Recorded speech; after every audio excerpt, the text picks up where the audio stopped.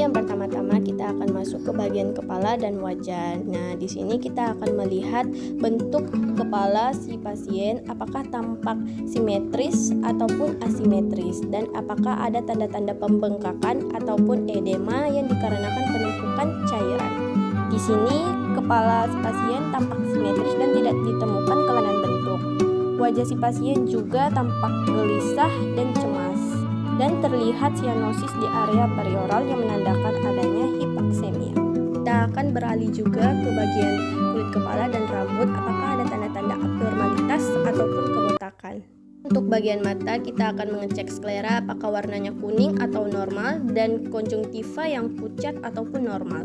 Kemudian kita akan mengecek refleks pupil secara langsung maupun tidak langsung, yaitu dengan menggunakan pen light dengan cara menaruh tangan di antara mata kanan dan kiri. Selanjutnya kita akan mengarahkan cahaya ke mata untuk melihat refleks pupil. Selanjutnya kita akan masuk ke pemeriksaan hidung. Di sini kita akan melihat cara si pasien bernapas. Di sini pasien bernapas melalui mulut dan tampak cuping hidung mengembang yang menunjukkan peningkatan kerja napas akibat distres respirasi.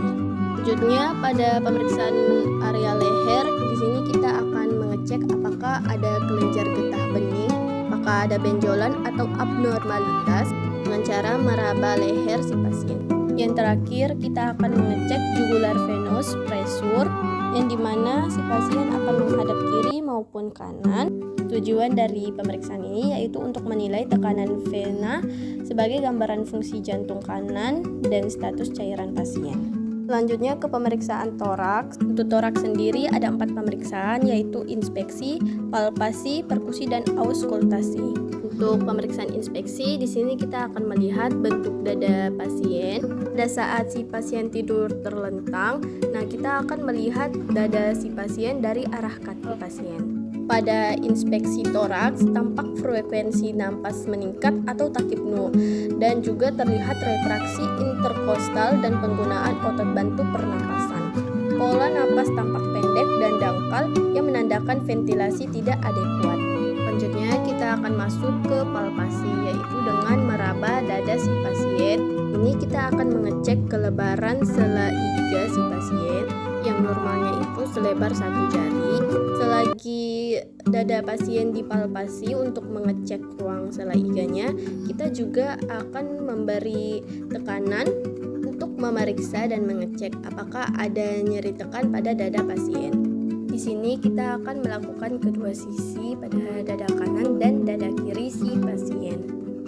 Selanjutnya, pada palpasi ada juga pemeriksaan vokal fremitus. Dalam pemeriksaan ini kita akan mempalpasi dada pasien yaitu 3 titik pada dada kanan dan 3 titik pada dada kiri si pasien. Lalu kita akan meminta pasien untuk mengatakan 77. 77 77 77 77 Berikutnya ada pemeriksaan chest expansion, yaitu dengan cara meletakkan 2 ibu jari kedua tangan di iga ke-10. Lalu kita akan meminta pasien untuk menarik napas, jadi kita akan memperhatikan pengembangan dada si pasien. Pada palpasi ekspansi dada didapatkan pengembangan dada menurun secara bilateral. Selanjutnya perkusi. Pada pemeriksaan ini kita akan menggunakan 2 jari yang dimana jari tengah akan menempel di dada si pasien. Lalu kita mengetuk jari tengah tersebut. Di sini menempel pada sela iganya.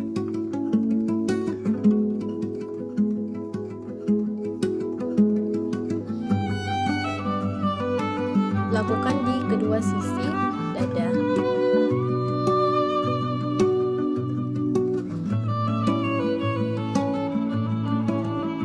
Dengan cara yang sama, di sini kita akan bandingkan titik-titik perkusi.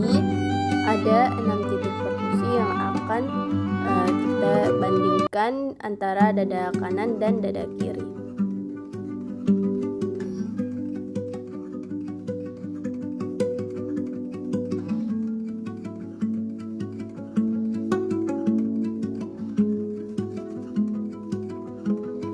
terakhir pada pemeriksaan toraks yaitu dengan menggunakan stetoskop untuk mendengarkan suara paru dengan titik yang sama.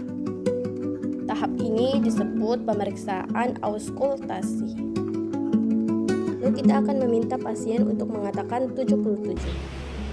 77 77 77 77 77 77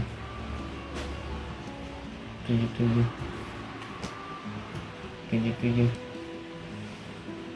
77 77 77. Selanjutnya kita akan masuk ke pemeriksaan abdomen. Untuk pemeriksaan fisik abdomen yaitu kita melakukan inspeksi, auskultasi, palpasi dan juga perkusi. Di sini ada beberapa titik yang akan kita dengar. Nah, untuk titik-titik ini kita akan mendengar suara usus.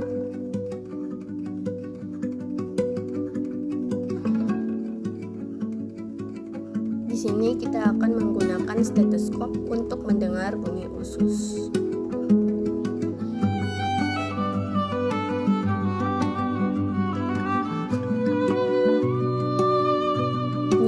Kita masuk ke bagian pemeriksaan ekstremitas. Ekstremitas sendiri ada ekstremitas atas dan ekstremitas bawah. Pada bagian ekstremitas atas kita akan melihat bagian ujung jari apakah ada tanda-tanda abnormalitas, dan juga kita akan melakukan pemeriksaan CRT. Selanjutnya pemeriksaan range of motion, fleksi, ekstensi, adduksi dan abduksi, supinasi dan pronasi, internal rotasi dan eksternal rotasi. Pada bagian kaki si pasien kita bisa mengecek apakah ada abnormalitas di bagian kaki kiri maupun kaki kanannya, mulai dari tungkai bagian bawah, betis, tibia fibulanya hingga ke jari kakinya. Selanjutnya juga kita akan melakukan pemeriksaan range of motion, ekstensi dan fleksi, dorsofleksi dan plantar fleksi. Kita juga akan melakukan refleks ekstremitas. Pertama yaitu refleks bicep, kemudian refleks tricep, kemudian refleks patella, terakhir refleks Achilles.